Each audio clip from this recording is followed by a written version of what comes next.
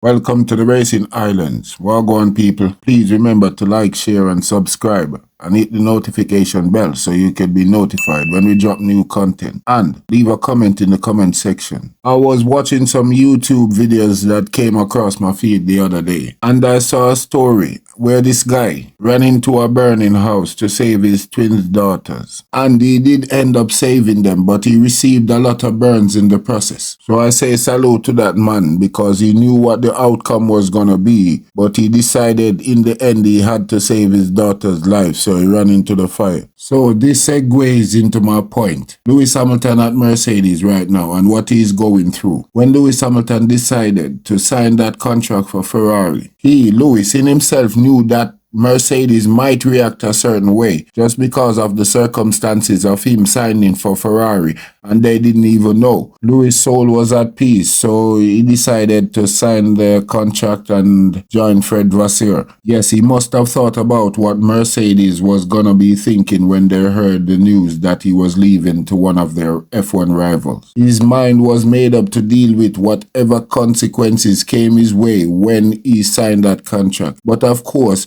he would have thought that Mercedes would be okay with his decision. As it turns out, they were not okay, so it seems like he might end up paying for it for the rest of the season. So one might look at the situation and said, look at all those championships that Lewis Hamilton won for Mercedes. Look at all those races he won for them. Look at all those years he kept them on top. In your mind, you're saying they could at least show a little class and deal with Sir Lewis Hamilton like the true champion he is. Mercedes, F1 and the parent company Daimler are looking at this from two different point of views. The first one is from an emotional point of view. The second one is from a business perspective. I am sure everybody heard of that old cliche that says, hurt people. Hurt people. They are men and women working at Mercedes and they have real feelings. They are real people. So when real circumstances happen, they can end up feeling really hurt. So now if they're reacting in a certain way, not giving Lewis Hamilton the appropriate equipment that he needs to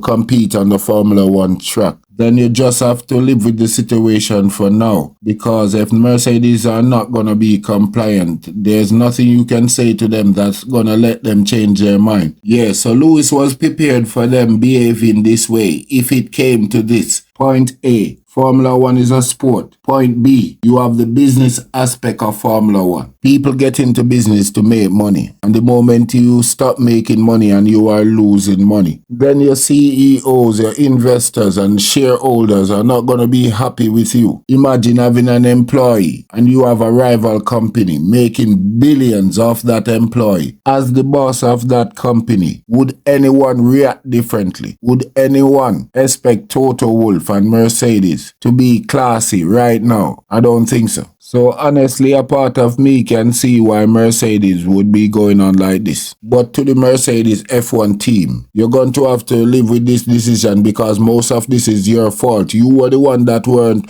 paying attention to what the drivers were saying. So you made that decision and then Lewis made his decision. Now everybody are carry feelings because of some dumb decisions that were made. That one is on you, Mercedes. Now Lewis Hamilton has found a new tactic when it comes to dealing with Mercedes. If you can't talk to them directly and they listen to you, then talk to them through a third party. So it's been about 2 years now. So let me ask you, after 2 years, you never get the last message. Just stop frigging around and do the right thing. Because you know the thing that should be done. But you're too busy pouting, you know? You need to just cut this crap right now. And just let's get back to the racing. Start acting like a real team. With that limited amount of experience that George Russell has, he's not going to be able to do it alone. At the start of a season, I usually give it about 4 races. I've always reserve my judgment till about 4 races in, because sometimes it can be the track, sometimes it can be the car setup. So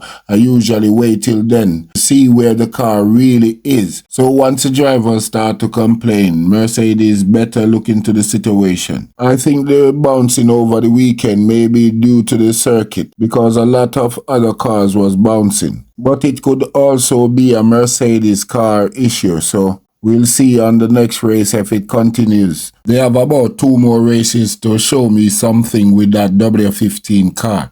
If after those 2 races there is no improvement, then anybody can throw them on the jerk pan and grill them. So Mercedes F1 team, tick-tock, this has been the Racing Islands. Thank you for watching. Please remember to like, share and subscribe.